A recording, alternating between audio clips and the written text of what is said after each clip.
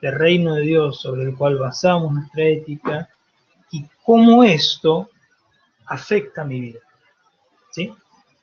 Cómo esto afecta mi vida. Como introducción, tenemos que decir que hablaremos en esta clase sobre el marco teórico, bíblico, de nuestro desarrollo del concepto de ética cristiano. ¿Sí? Vamos a hablar de dónde sacamos. Siempre es muy importante esto en casi todas las disciplinas cristianas. Desarrollar lo que se llama fundamento bíblico. Desarrollar lo que va a ser o es la base encima de la cual desarrollamos un trabajo. Muchas veces desarrollamos trabajos que no tienen nada que ver con el corazón de Dios, pero que los hacemos desde alguna emoción, desde alguna necesidad específica, pero tenemos que recordar que siempre debemos buscar un marco bíblico para el accionar de la iglesia. Es una frase de Stan Senangucci del libro La ética del reino. El drama encarnado del reino de Dios está en el centro del registro bíblico. Claro, cuando yo le digo el drama encarnado, ya puede llegar a venir a su mente que estamos comenzando a hablar de Jesús. El drama encarnado del reino de Dios. Jesús predicó, pero no solo predicó, encarnó el reino de Dios. Y esto es muy importante para el asunto que nosotros estamos tratando. Jesús no solo predicó. Es muy fácil hablar de las cosas, creo que lo mencionamos en la clase anterior, es muy fácil hablar de las cosas, es muy fácil preparar un sermón y pararnos el fin de semana para predicar. Yo suelo decir que la predicación dominical es el premio pastoral, no es el único trabajo pastoral, es el premio pastoral, es el momento en el que uno tiene la oportunidad de hablar durante 45 minutos sin que nadie lo interrumpa. Entonces uno puede desarrollar su punto. Muchas veces estamos en otras situaciones en el ministerio. El asunto es que esas otras situaciones en el ministerio es lo que se llama la encarnación, o sea, colocar en carne lo que dijimos verbalmente. Entonces, claro que es en esta encarnación en la que nosotros tenemos mucho más problemas. Hoy vamos a hablar de las virtudes que tienen que tener los súbditos del reino y nos vamos a dar cuenta que son cosas que tenemos que cumplir, no solamente las que tenemos que hablar, y estas son mucho más importantes, mucho más. No podemos tener un doble mensaje a la iglesia, menos como ministros. La integridad entre lo que digo y hago es fundamental para el desarrollo de un ministerio saludable. Por eso que nosotros vamos a hablar sobre este Jesús que no solo predicó, sino también que encarnó el reino de Dios. Y por eso que basaremos los conceptos de la vida moral cristiana en este reino. Un reino que nos fue revelado en la vida de Jesús. Un reino que no es solamente teórico, sino que principalmente fue y es práctico, a través del cual nosotros podemos interpretar y desarrollar ciertas acciones, ciertas prácticas. Pero bueno, comencemos con el capítulo número 1 de esta sección que es puntualmente el reino de Dios. Esta es una frase de la semana pasada: debemos reafirmar a Jesús en la ética cristiana y en la vida moral de las iglesias. La ética del reino, sobre el libro La ética del reino. Y aquí tenemos algunos textos que vamos a leer ahora. Mateo 4:17 y Marcos 1:14 al 15. Fíjese lo que dice Mateo 4:17. Desde entonces Jesús comenzó a predicar y a decir: arrepentíos, porque el reino de los cielos se ha acercado. El reino de los cielos se ha acercado. El reino de los cielos, que era una realidad separada, una realidad distante del ser humano, se aproximó.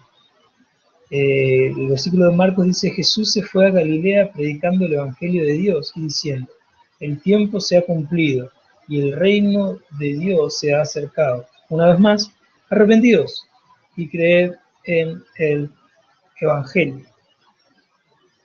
Y un texto que no lo puse en el slide, pero que me gustaría compartir, se encuentra en Lucas 4, 16, 19, 21, 43, dice, y se levantó para leer. Se le entregó el rollo del profeta Isaías, y cuando abrió el rollo encontró el lugar donde estaba escrito: el Espíritu del Señor está sobre mí, porque me ha ungido para anunciar buenas nuevas a los pobres. Me ha enviado para proclamar libertad a los cautivos y vista a los ciegos, para poner en libertad a los oprimidos y para proclamar el año agradable del Señor. Hoy se ha cumplido esta escritura en vuestros oídos. Me es necesario anunciar el Evangelio del reino de Dios a otras ciudades también, porque para esto he sido enviado. Noten las palabras usadas aquí en Lucas. Noten estas cuestiones que el profeta Isaías trae.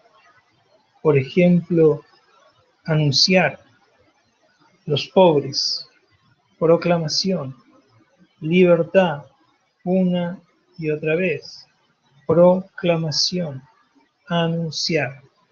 Cuando nosotros leemos un texto así, denotamos un poco qué es lo que se espera del accionar de la iglesia. Y cómo muchas veces nos olvidamos de las cosas que como iglesia debemos hacer. Me es necesario anunciar el Evangelio. El apóstol Pablo va a decir, me es impuesta necesidad, con un poquito más de énfasis. El reino de Dios no es una realidad que tengo que esconder en mi contexto. Pero para entender eso, primero tengo que preguntarme, ¿qué es el reino de Dios? ¿Pensó en esto? ¿Qué es el reino de Dios? Para muchos, cuando yo pregunto qué es el reino de Dios, puede estar pensando en el reino de los cielos, puede estar pensando en la Nueva Jerusalén, puede estar pensando en el momento en el que nosotros estamos compartiendo de cuerpo presente en el cielo con el Señor. Para otros es una realidad presente, es algo que sucede en el momento que quizás predico la palabra, en el momento que quizás hablo al respecto de Dios, pero ¿qué es esta realidad? ¿Qué es el reino de Dios? Fi dice, el reino de Dios es un evento futuro, sí, y también al mismo tiempo una realidad presente. El reino de Dios se ha inaugurado con Jesucristo, pero su final consumación permanece como un evento futuro. Estamos viviendo este tiempo de coronación de Jesucristo. Desde el momento en que Él ascendió hasta el momento que Él regresará. Estamos viviendo un tiempo en el que el reino de Dios cumple esta función doble de ser algo del futuro en su consumación, pero algo del presente porque está siendo establecido. Vamos a ver estas oraciones, estos ejemplos de oración que Jesús nos da, en el que nos dice, venga tu reino. Debemos clamar para que venga el reino de Dios, para que se acerque el reino de Dios. Pero ¿cómo esto puede suceder? Y algo más importante, ¿qué es lo que esto tiene que ver con nuestra temática? ¿Qué es lo que eso tiene que ver? ¿Cuál es la importancia de definir esto para la cuestión ética? Porque si el reino de Dios es una realidad presente, significa que tengo obligaciones éticas con las leyes de ese reino. Si es una realidad futura, si es una realidad distante, no es importante para mí en cuanto a mi práctica diaria la ética de Dios. Si es algo distante, imagínela como un reino. Si es un reino en el que no habito, no me importan sus leyes. Ustedes, algunos están en Venezuela, algunos están en Bolivia, algunos están en Paraguay, otros estamos aquí en Estados Unidos, otros en España, y dependiendo de dónde estamos, hay leyes totalmente diferentes. Y hay algunas leyes que hasta que nos sorprenden, ¿no? En algunos lugares. En una oportunidad estuve en en Barcelona y había un cartel en el tranvía que decía, por favor no escupa. Y me pareció tan extraño un cartel que diga, por favor no escupa. Yo no iba a andar escupiendo en el tranvía, pero me pareció sin necesidad que pongan un cartel de eso. Y yo me puse a pensar, pero ¿qué clase de gente se sube a este tranvía que va a andar escupiendo aquí en el piso? Y de al lado había un cartel de no fumar. Y claro, después fui preguntando y descubrí que antes el tabaco no se fumaba, se mascaba. Entonces no fumar, no mascar, no escupir, tenía todo el mismo sentido. Era un tranvía muy antiguo. Bueno, cuestiones como esta. En cada lugar hay leyes diferentes. Y en el momento que yo entro a un lugar, yo necesito acatar las leyes del lugar. ¿Está conmigo? Si usted se inscribe en una escuela y en la escuela va a tener sus derechos y también va a tener sus obligaciones. Y usted es responsable de cumplir sus obligaciones para no perder sus derechos. Tan simple como esto, en el reino de Dios hay leyes éticas, que es lo correcto y que es lo incorrecto. La importancia de definir si el reino de Dios se establece a nuestro alrededor o es una realidad futura es el simple hecho de que aquello que yo aprendo en la palabra de Dios son las leyes de la casa. Si quiero vivir en el reino de Dios, esta es la manera en que debo vivir. ¿Está conmigo? Si pretendo participar del reino de Dios, necesito ser responsable con mis obligaciones. No cabe a mí decidir qué es lo correcto y qué es lo incorrecto. Cabe a la palabra de Dios, cabe a el propio Dios. Entonces, esta es la importancia, y de aquí radica la importancia de definir si este reino es futuro o es presente. Nosotros establecemos o creemos que el reino de Dios tiene este significado doble, esta realidad doble. ¿Es un reino futuro? Sí, pero también es una realidad presente. Amén.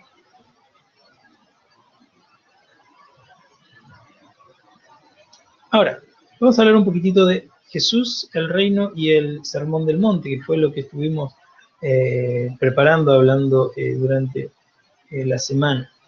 La manera en que hemos de hacer discípulos en todas las naciones es por enseñarles las prácticas que se enseñan principalmente en el sermón del monte. Eso es lo que mencionaba anteriormente. En la oración modelo se pide que el reino que venga, se acerque a nosotros. Las principales enseñanzas del sermón del monte indican el camino hacia la libertad que recibimos al momento que el reino de Dios irrumpe en nosotros. Entonces, ¿de qué se trata este reino? Este reino es principalmente, se establece en nuestro corazón al momento de aceptar a Jesucristo. Pero muchas veces solamente se establece en nuestra vida individual, personal. No permitimos que se extienda en nuestra familia, no permitimos que se extienda en nuestro trabajo, no permitimos que se extienda en nuestra iglesia a veces. Por ilógico que parezca, podemos hacer iglesias y hacer iglesia desobedeciendo a Dios, de la manera que Dios no quiere que se haga iglesia. ¿Cuántas veces, hermanos, lastimamos a nuestros colegas, a nuestros amigos, a nuestros hermanos, a nuestra familia? ¿Cuántas veces, teniendo que ser agentes de paz, somos los rebeldes que provocan la violencia? Y en nombre de Dios cometemos muchísimas atrocidades. Y eso no es nuevo, hermano. Recuerde las cruzadas. Recuerde se me fue el nombre. La Inquisición. Recuerde. Y usted va a ver que en la historia los cruzados era mucho más una cuestión política, pero con esa cruz en el pecho mataban en nombre de Dios, la Guerra Santa. Y la Inquisición es todavía más extraña. El inquisidor realmente consideraba que eso era una herramienta de evangelismo, que estaba ayudando a que el pagano se arrepintiera y salvara su alma, por lo menos salvara su alma. Aunque su cuerpo estaba siendo destruido y estaba muriendo, que por lo menos salvara su alma. Fíjese las convicciones e ideas erradas a las que llega la iglesia. Y usted me va a decir, no, pero eso fue la iglesia católica. Y yo le voy a decir, hermano, es la iglesia. Es la iglesia. Porque cuando usted le va a predicar, por ejemplo, a un musulmán, él lo va a ver usted como un cristiano. Y posiblemente va a recordar, no los hechos de la cruzada, pero sí en su memoria histórica, el dolor que causó esta batalla entre cristianos y musulmanes. Los musulmanes, por ejemplo, en su país no tienen lo que se llama la Cruz Roja. En rechazo a esa Cruz Roja que les recuerda el pecho de los cruzados, ellos solicitaron que en países árabes la Cruz Roja se llamara la Media Luna Roja. Fíjese cómo la memoria histórica todavía está dañada. Entonces, debemos recordar de que la iglesia tiene una historia en la que muchas veces se han tomado malas decisiones por no tener una ética correcta, por no basar la ética en palabras de Jesús. El reino de Dios tiene que irrumpir en nuestros corazones y de esa manera sí nosotros podemos estar hablando de una ética equilibrada. ¿Sí?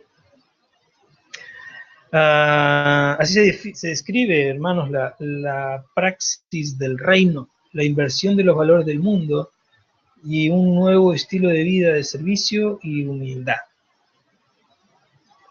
El recibimiento del yugo del reino, como lo hiciera un niño, y el sacrificio de la dependencia humana del sistema mundano. Esta praxis del reino a mí me lleva a invertir los valores, lo que llamamos de contracultura. En el momento que el reino irrumpe en mí, yo tengo la responsabilidad de practicar lo que este reino me explicó, me enseñó a través de una praxis, a través de una práctica en la que debo invertir los valores que han guiado mi vida hasta este momento y debo entrar a un nuevo estilo de vida. Y este nuevo estilo de vida debe estar marcado, direccionado por el servicio y la humildad. Debo recibir este yugo, esta herramienta del reino con la inocencia y la fe de un niño y estar dispuesto a sacrificar la dependencia que como ser humano he tenido de un sistema que es mundano. Yo no puedo negociar con esto, no puedo ver si elijo ser cristiano y hacer uso de un sistema mundano. Eso es dualidad, eso es lo que mencionábamos al principio, solo hablar y no practicar. Yo soy responsable de practicar aquello en lo que creo. ¿Sí? Amén. Debo practicar. Ahí nosotros comenzamos a ver que la praxis del reino no nos va a llevar a separarnos de las personas. La praxis del reino, explicada en el Sermón del Monte, en estas palabras de Jesús, nos va a hacer encarnar, esto es, nos va a hacer acercar. A veces quedo un poquito sorprendido porque mucha gente quiere vivir las enseñanzas de Jesús y se aíslan cada vez más. No sé si ha vivido o ha conocido gente así que tiene esta idea de que se es más santo mientras más retirado se está. De que se es más santo mientras más lejos de la sociedad se está. De que se es más santo mientras más alejado del mundo. Note que nosotros estamos hablando que debemos renunciar al sistema del mundo, pero obviamente no nos podemos ausentar del mundo. Es imposible. Es más, estaríamos equivocados en nuestra praxis. ¿Por qué? Porque el ejemplo que nosotros tenemos es Jesús, y Jesús encarnó. No teniendo en cuenta, no teniendo miedo a perder su posición, él abandonó el cielo y encarnó entre nosotros. Él, siendo Dios, tomó forma de hombre. Entonces, en este forma de hombre, vemos que Jesucristo se acercó a nosotros. Entonces, ya sin hablar, vemos que Jesús nos enseña algo. Toda esta praxis del reino debe ser desarrollada cerca de la gente. No somos llamados a ausentarnos del mundo, somos llamados a estar presentes. No somos llamados a estar ausentados de los problemas de nuestra sociedad, somos llamados a estar presentes, somos llamados a caminar con nuestros hermanos, y somos llamados a caminar con nuestros vecinos, somos llamados a estar presentes. Encarnación significa principalmente acercarse a las personas. Si alguien está con problemas, debemos estar al lado de la persona. Esa frase antigua del pastor tiene olor a oveja, implica muchísimas cosas. Claro que a Jesús lo criticaban cuando conversaba con una prostituta, con un cobrador de impuestos, Claro que sí. Pero nosotros vamos a ver la importancia de encarnar, la importancia de sentarnos con las personas que nadie esperaría. Ser impredecibles en ese sentido. Poder acercarnos a aquellos a los que nadie se acerca. Obviamente las prostitutas, los cobradores de impuestos eran gente descartada, gente que no esperaría nunca que un líder religioso se les acercara y les hablara. Una mujer con 5 esposos, una mujer en que lo encontraron en el acto de la fornicación, no esperaban que Dios se les acerque. Pero esto es la inmensidad de la gracia, que el santo se sentó con el pecador, que el puro se sentó con el impuro, que el grande se sentó con el pequeño, que el doctor se sentó con el enfermo. De eso se trata la praxis del reino de Dios. Porque ¿de qué sirve la luz si no se acerca a la oscuridad? No tengamos miedo, mayor es el que está con nosotros. Mayor es el que está con nosotros. Pero continuemos, el Sermón del Monte. ¿Cómo es posible que Jesús afirmara que el reino de Dios había venido en él sin que el mal no fuese erradicado? Pues enseñaba que a pesar de no tener ya la totalidad de la mata de mostaza, sí tenemos la semilla de mostaza. Y en esto entra un poco lo que venimos hablando. Si bien el reino de Dios no está consumado, totalmente establecido en la tierra, esta fe que nosotros tenemos en el reino de Dios y esta aplicación de la praxis del reino de Dios nos da la capacidad de una mostaza, de un grano, de una semilla de mostaza. Y usted sabe que si usted puede observar una semilla y decir, bueno, es simplemente un grano, pero si usted lo ve con fe, usted puede decir, esto es un gran árbol. Esta es una semilla, soy malo en estas cuestiones de botánica, pero si usted tiene una semilla de un roble y observa la semilla, usted puede decir, qué grano pequeño, pero si usted entiende lo que es y tiene la paciencia para sembrar y cuidar aquella semilla, en realidad lo que hay ahí adentro es un gran roble. Y con el reino de Dios es un poquito lo mismo. Yo sé que a veces observamos a nuestro alrededor y decimos, esto es una locura. A veces llegamos a dudar de la existencia de Dios delante de situaciones atroces y duras.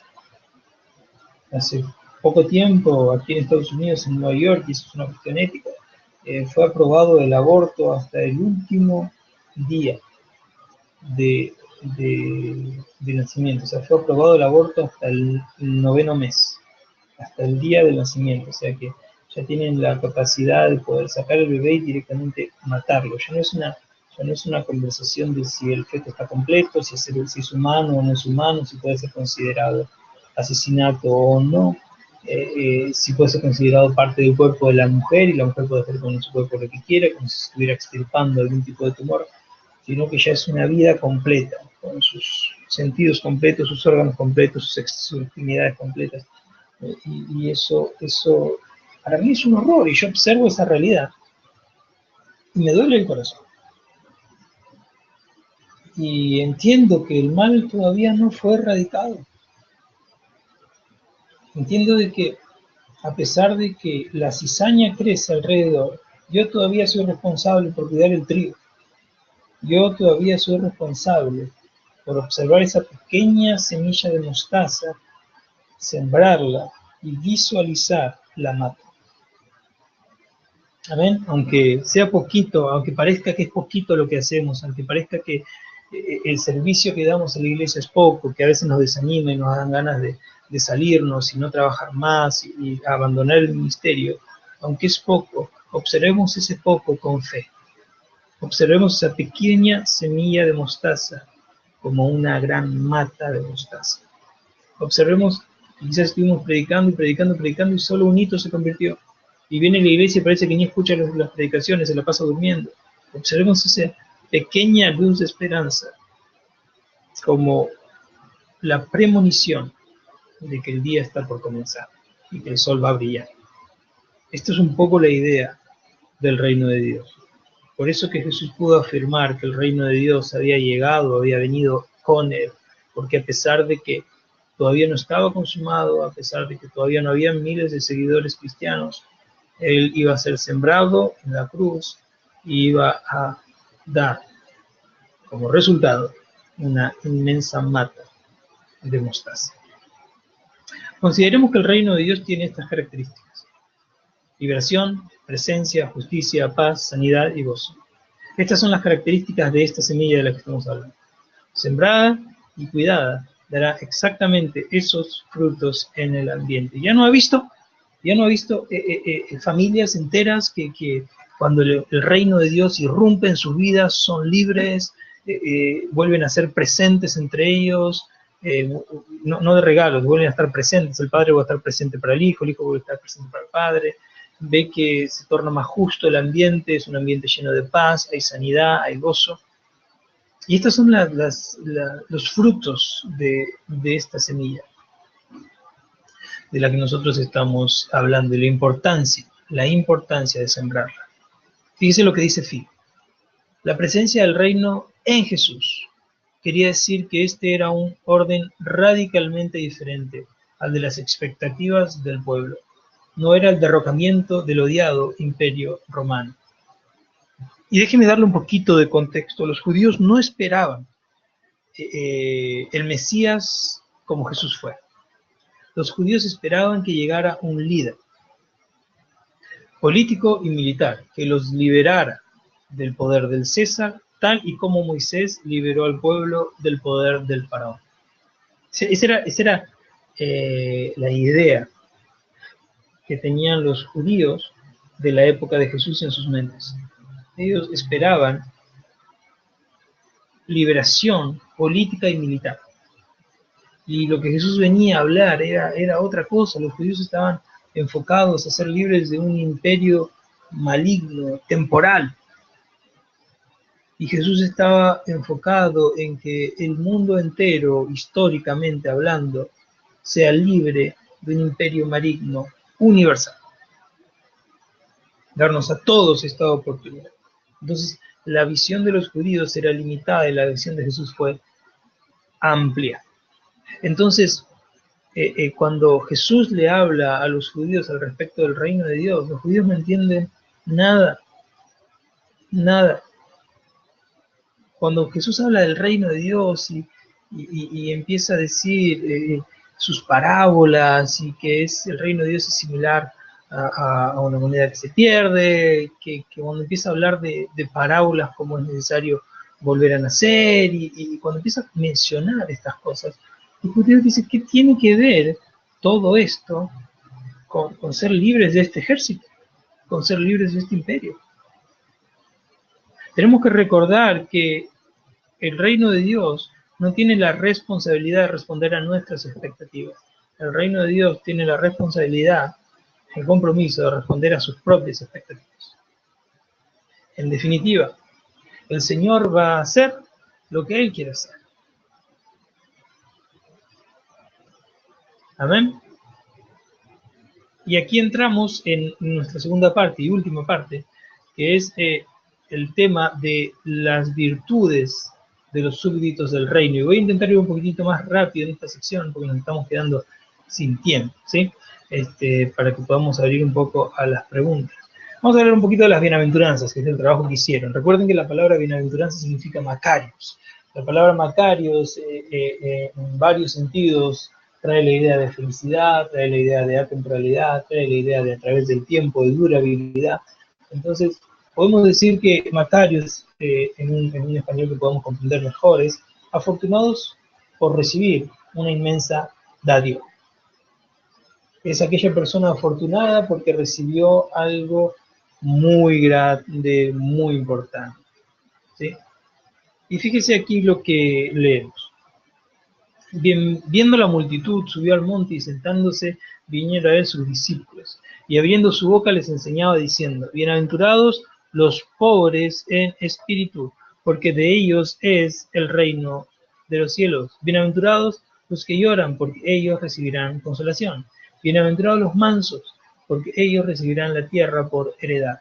Bienaventurados los que tienen hambre y sed de justicia, porque ellos serán saciados. Entonces, Mateo 5, 1 al 6. Y vamos a hablar en esta sección de las virtudes de los súbditos del reino. ¿Cuáles son las virtudes de los súbditos del reino? Vamos a analizarlo uno por uno. La primera bienaventuranza. Bienaventurados los pobres en espíritu, porque de ellos es el reino de los cielos. Note que cuando se habla de pobreza de espíritu, el texto quiere hablar sobre carentes de virtuosidad. Y ahí ya empezamos con la contracultura, ¿verdad? Porque acabamos de decir que vamos a hablar de las virtudes de los súbditos del reino. Y lo primero que decimos es que somos carentes de virtudes. Repito, aquí empieza una de las primeras contraculturas, porque acabamos de decir que vamos a ver las virtudes de los súbditos del reino. Y lo primero que nos dice el texto es que somos carentes de virtudes. Bienaventurados los pobres en espíritu. Esta idea, esta palabra, los pobres en espíritu, trae tanto la idea de aquella pobreza material como aquella humildad de espíritu. Entonces implica esta interpretación en la que nosotros vemos que Mateo 5:3 nos habla de esta humildad. ¿Por qué colocamos las dos posiciones? Porque Lucas 6:20 dice que bienaventurados vosotros los pobres, y no añade los pobres en espíritu, solamente dice los pobres, porque vuestro es el reino de Dios. Entonces al final Jesús enseñó de que de los pobres o de los pobres en espíritu. Como mencionamos, de los dos. La palabra hebrea combina estos dos significados. En determinado contexto tendrá más, aún se entenderá más a un significado que a otro, pero conviene entenderlo como una combinación de connotaciones. Jesús enseña que los pobres espiritualmente son estos que oran humildemente, sin pretender ser mejores que otros. La pobreza de espíritu es esta actitud delante de Dios y de los otros en los que nosotros no pretendemos ser mayores que nadie. El enfoque de esta pobreza en espíritu no está sobre solamente la humildad o la virtud, sino sobre la gracia y la compasión de Dios. La bienaventuranza no recae en mi virtud, porque yo soy carente de virtud. Mi bienaventuranza, o sea, soy afortunado cuando yo reconozco que no tengo ninguna virtud. Ninguna virtud. No, pero yo canto, ninguna virtud. No, pero yo predico lindo, ninguna virtud. No, es que yo cocino muy bien, ninguna virtud. Es que yo soy muy apuesto, ninguna virtud. Ninguna. Somos carentes de virtuosidad. Reconocer esto es la principal virtud de un súbdito del reino. Reconocer que no tengo nada, que no soy nada. La segunda bienaventuranza, bienaventurados los que lloran, porque ellos recibirán consolación, se refiere ese llanto a un llanto de arrepentimiento. No solamente al hecho de llorar, puedo llorar por cualquier cosa. Tiene una vez más, este significado, que obviamente cuando hablamos de llorar, nos recuerda dolor, tristeza, porque hemos perdido a alguien, porque algo muy significativo ha sucedido, pero en realidad esta palabra implica arrepentimiento. Por eso como pecadores lloramos por causa de nuestros pecados, y por causa de los pecados de nuestra familia, de nuestra iglesia, de nuestro barrio, de nuestra comunidad. Por eso que ahora yo les mencionaba este asunto de Nueva York. Y yo me arrepiento, a pesar de que yo no haya tomado alguna decisión de esas. Pero es el país en el que vivo. Yo me arrepiento, yo lloro por esto. Me duele esto. No solamente por mis pecados, no por los pecados de mi nación también. Las cosas que yo veo que suceden en Argentina. Yo me arrepiento de eso. No es que yo tomo enojo y quiero matarlos a todos y sacarlos, ¿no? Yo quiero tener esta actitud, esta virtud de llorar arrepentido. No se trata de pecar, de presentar un sacrificio en el templo y esperar que esos sacrificios cubran nuestros pecados y continuar siendo injusto. Es complicado esto. Es complicado cuando nosotros creemos que una simple práctica va a quitar de nosotros este peso. Yo debo llorar por arrepentimiento. En otras palabras, este texto dice: bienaventurados son los que lloran por la falta de justicia, arrepintiéndose sinceramente, porque Dios consuela a los que sufren y a aquellos que se arrepienten verdaderamente. Varios tuvieron algunas reflexiones sobre esto y estuvieron muy bien, ¿sí? Vamos a la tercera. Bienaventurados los mansos, porque ellos recibirán la tierra por heredad. Vamos a ver que esta mansedumbre tiene extrema relación con el primer mandamiento, con la primera bienaventuranza que refiere a la pobreza. Esta humildad en la que yo reconozco que yo no tengo nada. Entregados a Dios, los mansos y humildes son pacificadores porque entregan sus causas a Dios. Recibiremos la tierra por heredad al momento que seamos mansos. Fíjese cómo dice, el vocablo tiene una connotación. Cada vez que ocurre esto en la palabra griega, que aquí se traduce como manso, quizás también podríamos decir humilde, que es la palabra griega praus, siempre señala lo pacífico o el acto de pacificar. Lo pacífico o el acto de pacificar. Y eso es lo que yo les mencionaba al principio. A veces, teniendo que ser pacificadores, nos volvemos los causantes de la violencia. Y acá estamos hablando de eirene. No estamos hablando de la pax romana, no estamos hablando del yalón, estamos hablando de eirene, esa paz que sobrepasa todo entendimiento. Debemos ser pacificadores. Eso es lo que significa el texto. Cuarta, bienaventurados los que tienen hambre. Y ahí dicen, amén, gloria a Dios, hermano. No, pero no es hambre de pupusa. Bienaventurados los que tienen hambre y sed de justicia, porque ellos serán saciados. Y muchas veces es mal interpretado este texto y pensamos que estamos hablando de una justicia humana.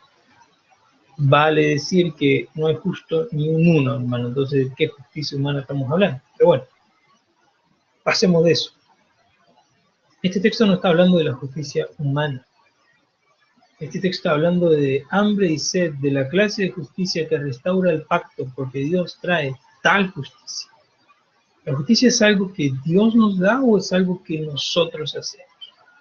¿Es algo que solamente Dios puede establecer o es algo que nosotros podemos producir? Bueno, podemos considerar que las dos cosas.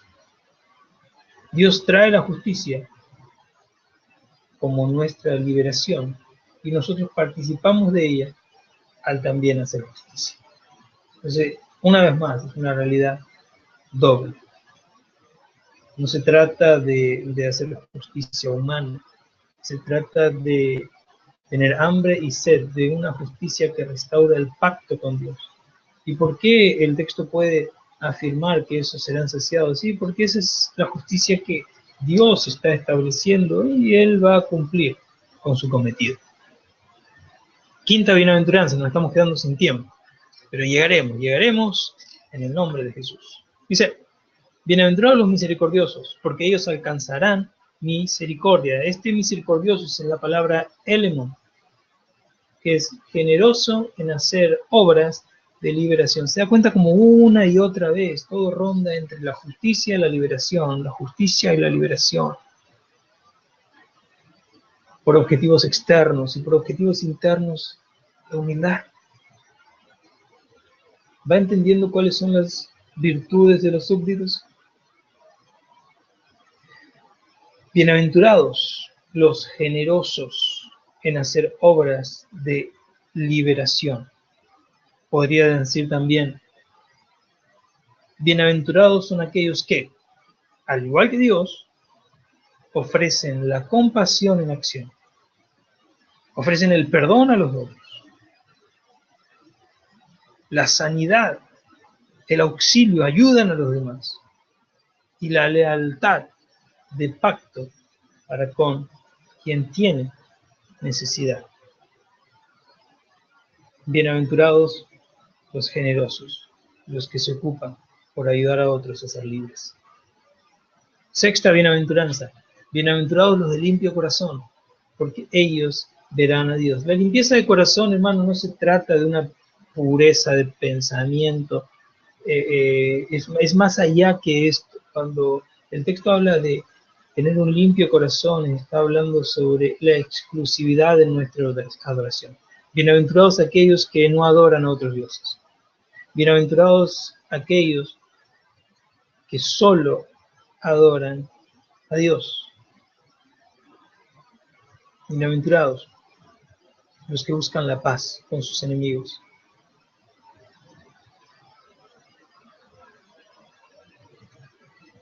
Bienaventurados los pacificadores, porque ellos serán llamados hijos de Dios. Paz con los enemigos. ¿Quién ya está pensando en algún hermanito que le cae mal? Vecino que hace ruido y no lo deja dormir. Bienaventurados los pacificadores. Bienaventurados. A veces hay gente que nos toma como enemigos y nosotros ni conocemos. Y eso nos va a pasar mucho como cristianos.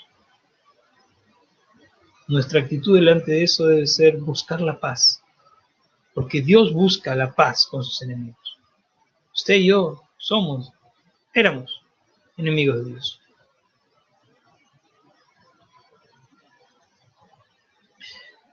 Dios dio su vida para salvar a sus enemigos.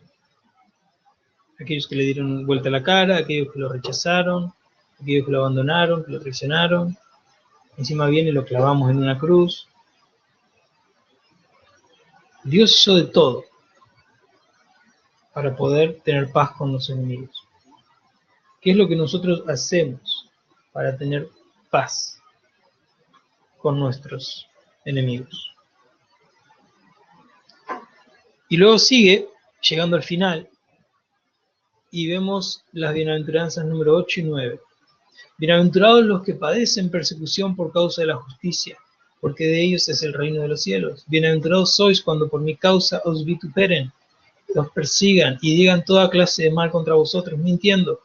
Gozaos y alegraos, porque vuestro galardón es grande en los cielos, porque así persiguieron a los profetas que fueron antes de vosotros. Estos textos nos hablan de esta bienaventuranza, o que son afortunados aquellos que sufren en virtud de su práctica de la lealtad a Jesús y la justicia.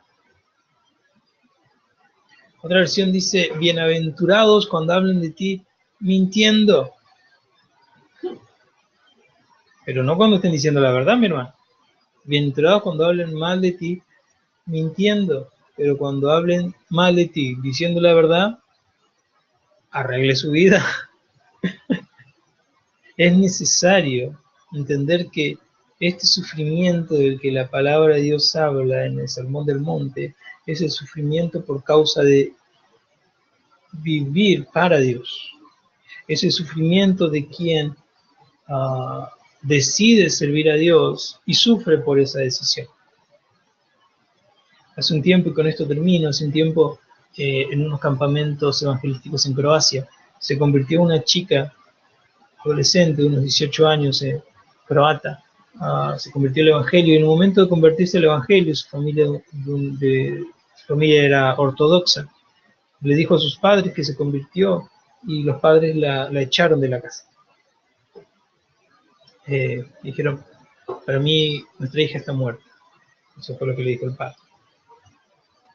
Bienaventurada ella, porque sufre en virtud de ser leal a Jesús.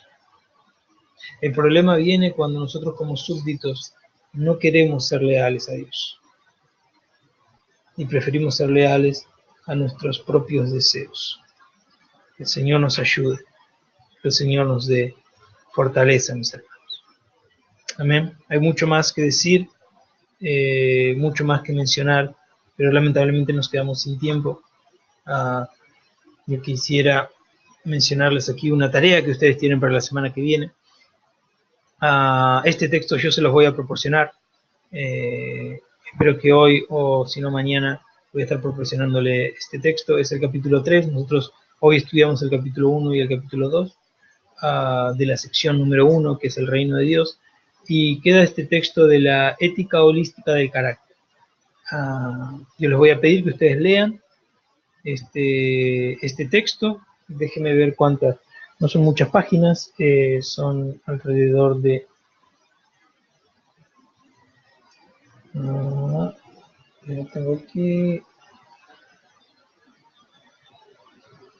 Bueno, son alrededor de 20 páginas. Yo las voy a estar intentando escanear hoy y mandándoselas a nuestra hermana Keila para que se las pueda hacer llegar a ustedes, ¿sí? Déjenme poner esto aquí, perfecto, para que ustedes puedan recordar su tarea. Lo voy a dejar ahí congelado y vamos a abrir un tiempito de preguntas y respuestas, ¿sí? Que usted puede levantar su mano y yo le voy a abrir su micrófono para que pueda hacer la pregunta, ¿sí? O su comentario. Espero que ustedes hayan entendido algo de lo que hablamos hoy, a pesar de mi dolor de cabeza y mi cansancio con el gripe que me está queriendo dar.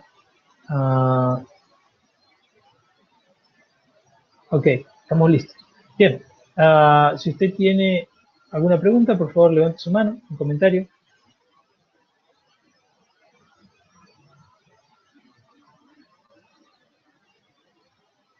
No veo ninguna mano levantada.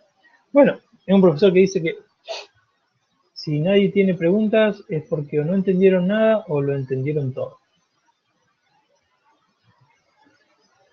¿Mm? Ok, ahí veo una mano. Solo un minuto. Hermano, díganos. Buenas noches, reverendo, ¿cómo está? Saludos, le habla Ayeser Padrino de acá de Venezuela y mi esposa Iris Núñez que me acompaña por aquí. ¿Qué tal, ¿Cómo qué está? tal? Bien, bien, gracias a Dios. Bendiciones, pastor.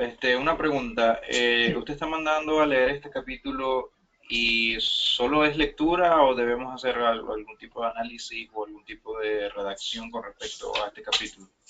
Sí, necesita hacer una redacción. Ahí en la placa, creo que, espero que la estén viendo todavía, a ver si la están visualizando. Usted va a ver que dice abajo resumen y reacciones. Eso es lo que yo espero. Espero un escrito en el cual usted me haga un resumen de qué trató el capítulo. No necesito un resumen exhaustivo en el que me diga punto por punto de qué trató, pero cuál fue el abordaje que el autor utilizó y cómo eso lo hizo sentir, qué reacciones usted tiene delante de eso. O sea, tiene una parte que es técnica, un resumen, y una parte que es más subjetiva, en la cual usted me puede decir qué sintió, qué le pareció el libro. Amén, hermano. Muchas gracias, de verdad. Perfecto, Y muchas perfecto. gracias por esta clase, de verdad que es muy sustanciosa. Darnos cuenta pues, de tantos detalles que a veces pasamos por alto en nuestra forma pues, de llevar lo que es el reino de los cielos, pues el reino de Dios. A veces somos un poquito, ¿cómo explicar? Un poco de cliché cuando usamos esta palabra, ¿no? El reino de los cielos, Exacto, representantes del reino, pero a veces no entendemos al 100% lo que trata. exacto, exacto. Una gran verdad, mi hermano. Que Amén. Dios nos Muchas ayude. gracias. Amén. Amén. Dios lo bendiga. Igualmente, saludos. Muchas gracias a nuestro hermano desde Venezuela. Esa es la tarea. Disculpe que no fui más claro. Es eso lo que espero. Una hoja, dos hojas, en la que yo pueda observar sus resúmenes de la lectura y las reacciones, cómo eso lo hizo sentir. Bien. ¿Alguna otra pregunta? Comentario.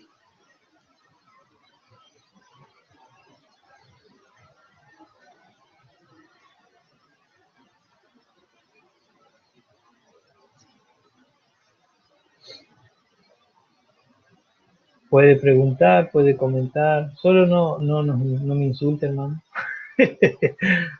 Siéntase en libertad. Solo no me tire piedras. Ahí está. Carlos Bermúdez, hermano. Ya le doy el volumen, ¿eh? Un minuto. Hermano Carlos, tiene que liberar su micrófono, hermano. Yo ya le di micrófono aquí, pero usted tiene cerrado su micrófono. Ah, ok, ahora Ahora me sí. escucha. Ahora sí, ahora sí. Saludos, mi hermano. Dios lo bendiga, hermano. ¿Cómo está? Amén. Bendiciones a todos. Eh, Profesor Juan, he escuchado de varios estudiosos de la Biblia que afirman que el mensaje del Sermón del Monte no es para la iglesia actualmente, Ujú. sino que será el evangelio que será, o serán las leyes, pues, que tendrá el reino de Dios. Creo que lo dicen durante el milenio. ¿Cuál es su pensamiento al respecto, hermano Juan? Bueno, lo mencionamos un poco ya en la clase. Eh, le corto solamente el micrófono un minutito para que no rebote el sonido, pero ya Ok. termino y le abro de vuelta. Mencionábamos un poquito en la clase al respecto de esto, estas dos posturas, ¿no? De pensadores que creen que esto es una cuestión futura y otros que creen que es una cuestión presente. Y mi posición es que son las dos cosas. El reino de Dios no está consumado, pero sí fue inaugurado. Cuando Jesús le dice a sus discípulos, toda autoridad en el cielo y en la tierra me es dada, es en el momento en el que es inaugurado. Acto seguido, Jesús comisiona, envía a sus discípulos para comenzar a sembrar esta semilla del reino. O sea, es sí y es no. Es la manera en que nosotros debemos comportarnos porque queremos establecer el reino y asumimos de que este reino vive en nosotros, eh, y en nuestro contexto mínimamente, pero también es una realidad que se va a completar al 100%, podemos usar la misma palabra, se consumará al 100%, sí, en un momento siguiente en el reino de los cielos. No sé si eso responde a su pregunta. Sí, profesor, muchas gracias. No, un placer, un placer. Dios lo bendiga. Amén. Muy bien.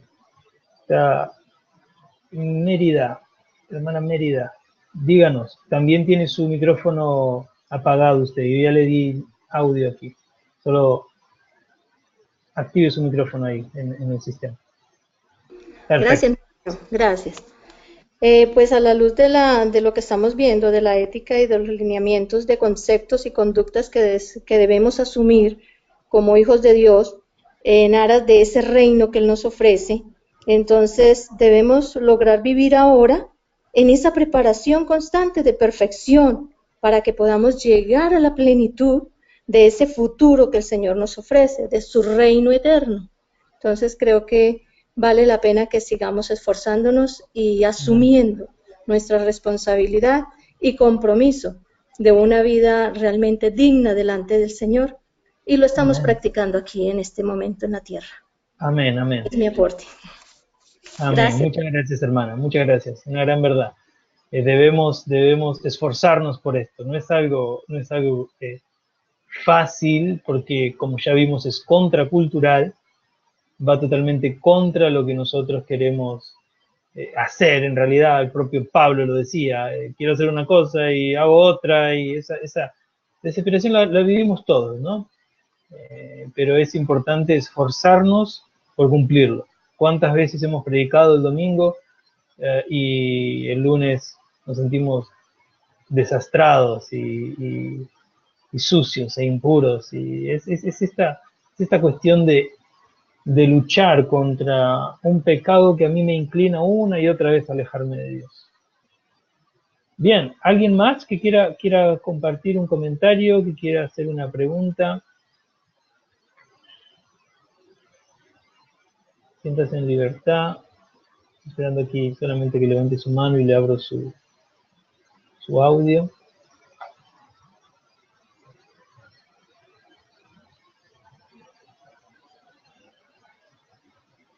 Si no hubiera más, vamos terminando con la clase. Vamos a esperar un minutito más, quizás algún hermano está teniendo problemas técnicos para poder hacer su pregunta, entonces vamos a darle solo un minutito para ver si alguien puede levantar su mano y compartirnos. Aquí, por ejemplo, Romy está levantando su mano y Nicolás Carvajal. Primero vamos con Romy y luego con nuestro hermano Nicolás. Hermano, díganos. Buenas noches, hermano, ¿me escuchan? Perfectamente, ¿cómo está? Sí, buenas noches, bueno, muchos saludos, todo bien, gracias a Dios. Bueno, un saludo aquí de Venezuela.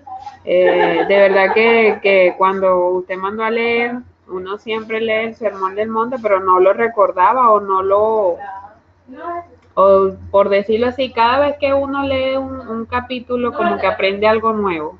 Entonces cuando lo leí aprendí algo nuevo y hoy vi otras cosas nuevas, realmente con esto de las bienaventuranzas. Otro punto 360 grados más profundo. Lo vi así hoy, pues. Vi muchas cosas diferentes, de verdad que me siento muy gozosa, por decirlo así. Y me parece muy impresionante, bueno, muy impresionante no, sino que este sermón, esta lectura, es como una cápsula de todas las cosas que uno puede ver más notoria en muchas personas, pues, o en la vida diaria o común de uno, por lo menos mía, pues. Por ejemplo, una persona en estos días me comenta y me dice que por lo menos cuando una persona se separan, se divorcian y caen en pecado, bueno, a esa persona le puede venir un cáncer por haber dejado a su esposo o divorciarse de esa persona, porque la Biblia dice que el que se divorcia, esa mujer es repudiada, y entonces, bueno, y entonces todo lo llevan a un límite que no le dan el contexto que debería de ser. Entonces, con esta lectura o es bueno prepararse, pues. ¿Por qué? Porque hay que estar bien preparado para defender realmente y darle el contexto que quiere decir la palabra. Exacto. No decir lo que la palabra no está diciendo, ¿verdad? Exactamente. Bueno, hermano, entonces quería compartir esto con usted. No, me agradó mucho hacer la tarea. Qué bueno, qué bueno. Esperemos buenos resultados. Me Y alegro, me bueno, alegro muchísimo. Dios le bendiga. Dios le bendiga, mi hermano. Muchas gracias.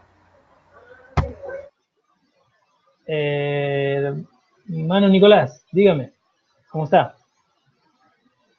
Yo ya le saqué su microfonito aquí, pero debe apretar el suyo ahí también. Oh, el hermano salió. Quizás perdió su conexión. Bueno, ¿qué alguien está escribiendo?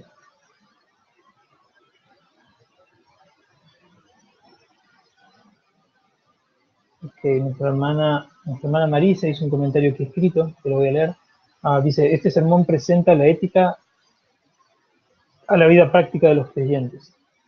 El Sermón del Monte contiene normas y prácticas de contenido ético que no son contrarias a la vida cristiana, claro, que expresan la naturaleza de la mente de Cristo. Amén. Claro que sí.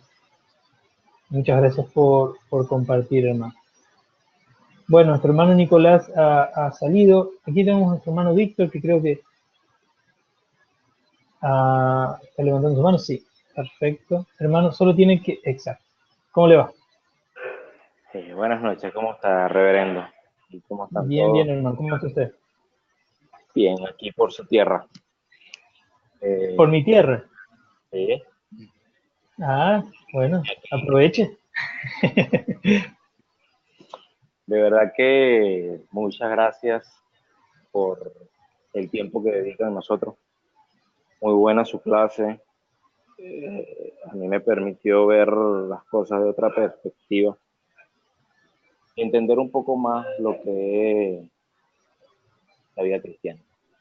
Amén. Leyendo pude adaptar, pude comparar a los sentidos en lo que salí de mi país, porque es una cultura totalmente distinta, aunque hablamos el mismo idioma, son culturas totalmente distintas. Totalmente. Todo es totalmente distinto, y es estar en un sitio queriendo estar en otro sitio. Exacto. Entonces yo me imaginé esas ganas de cada uno de nosotros como cristianos, querer hacer lo propio y lo ético, los principios del cielo, de lo que es el reino de los cielos. Y me pude sentir como embajador, pude sentir lo que es, mira, él es extranjero, estás de paso en este mundo, y me hizo bastante ruido o me llamó bastante la atención la parte de lo que es la sal de la tierra y la luz del mundo, porque nosotros nosotros vinimos a hacer algo. Si no lo hacemos, prácticamente no hicimos nada. No hicimos nada, nuestra vida fue en vano. Así lo pude ver. Y la luz, no alumbramos a nuestro alrededor, nos tapamos, nos escondimos nosotros mismos con los principios, con todo lo que pudimos aprender. No nos transmitimos, no nos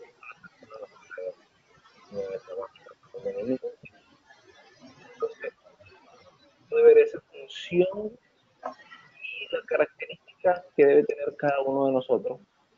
Muchas veces lo he leído, pero uno cada vez que lo lee ve unas cosas distintas y se le van revelando cosas a medida que uno va aprendiendo. Exacto. Muchísimas gracias al hermano Felipe y ahora a usted que nos están enseñando y nos permiten conocer un poco más. Y bueno, está de parte de cada uno de nosotros seguir creciendo y querer, querer cumplir eso y de verdad vivir esa vida. No es fácil. No, claro. Dios nos da la fortaleza y Dios nos ayuda. Amén. Amén. Muchas gracias, mi hermano. Bueno. Dios lo bendiga y disfrute por ahí. Sí. por mí. Amén, gloria a Dios, Dios lo bendiga. Es una realidad, ¿no? Cuando uno no está en su tierra, siempre quiere intentar volver y estar en su tierra, siempre sucede así. Y otra cosa que nuestro hermano Víctor mencionaba, me hizo recordar una frase que ya he escuchado varias veces, que no hay mayor fracaso que tener éxito en la tarea que nunca se nos fue encomendada, ¿sí? No hay mayor fracaso que tener éxito en algo que no teníamos que hacer. Es una pérdida de tiempo, es más que un fracaso, ¿verdad? Muchas gracias por compartir, hermano. Dios los bendiga. Bueno, yo creo que si nadie más tiene preguntas, vamos a ir terminando nuestra clase. Yo solamente quería hacerles una mención de lo que el texto dice. Quizás hablemos un poquitito más de eso la semana que viene. El texto, la ética del reino, menciona que la iglesia como un todo debería ser una sociedad del grano de mostaza, una sociedad que va por el mundo plantando esta pequeña semilla del reino de Dios. Dice en una parte, Dios está sembrando los granos de mostaza de la liberación mediante las acciones de Jesús, por los hechos y la práctica de la comunidad de discípulos, y por lo que Dios hace más allá de nuestra percepción. Amén. Dios está plantando estas semillas a través del accionar de Jesucristo, por medio de la iglesia y aún más allá de nuestra percepción. Así que no se desanimen, hermanos, continúen hacia adelante, que Dios los bendiga, que Dios nos fortalezca, que Dios nos cure los cuerpitos a los que andamos pachuchos, enfermitos, que Dios proteja a los hermanos que están pasando por dificultades, provea a aquellos que están teniendo necesidades, y que juntos podamos hacernos compañía en esta gran coinonía en la que compartimos y nos acompañamos y oramos unos por los otros. Amén. Dios los bendiga. Voy a intentar hacerles llegar el día de hoy o mañana este texto para que puedan comenzar a leerlo. Léanlo tranquilos, es un lindo texto, léalo con calma y yo les recomiendo que un día lo lea, lo disfrute sin el peso de tener que hacer la tarea, solamente lo lea por disfrutarlo y que marque otro día para poder hacer la tarea. Con el texto ya leído, lo vuelve a leer y ahí sí saca el resumen y su reacción. Pero yo le recomiendo esto: haga una primera lectura un día por placer, por disfrutar el texto, y haga una segunda lectura ya sí para realizar la tarea. Amén, mi hermano. Dios los bendiga. ¿Dónde enviaré el material? Esa es nuestra hermana Keila, que hace magia y va a hacer que aparezca ahí con usted. No se preocupe, que no va a haber ningún problema. Yo se lo voy a hacer llegar a ella y ella va a hacer la magia de hacérselo llegar a usted, ¿sí? A través de la plataforma o a través de los correos que lo envíen. Amén. Hermanos, Dios los bendiga. A ver, estoy viendo si alguien más puso. Sí, espero haber respondido. Amén. Bueno, mis hermanos, Dios los bendiga. Vamos a tener una oración para despedirnos. Amén. Padre, te damos gracias, Rey, por este tiempo. Gracias, Rey, porque podemos estar aquí en este lugar aprendiendo uno de los otros, compartiendo nuestras experiencias en nuestros países o fuera de ellos. Papá, viviendo como extranjeros, Señor, en lugares que no son nuestros, y también viviendo como extranjeros en este mundo que no es el lugar de nuestra ciudadanía. Bendecimos, papá, para como embajadores poder representar esta sociedad del grano de mostaza como debe ser representada. Ayúdanos, curanos, Señor, a los que estamos enfermos, provéenos a los que estamos con carencias, protegenos a los que estamos corriendo peligros. En el nombre de Jesús, Rey, corregimos cuando estemos caminando por el camino equivocado. Estamos aquí para ti. Bendecinos y ayúdanos a sembrar esta semilla para gloria, honra y extensión de tu reino. En el nombre de Jesús. Amén y amén. Amén, hermanos. Dios los bendiga. Ha sido un placer estar con ustedes. Yo que estoy viendo aquí que ha sido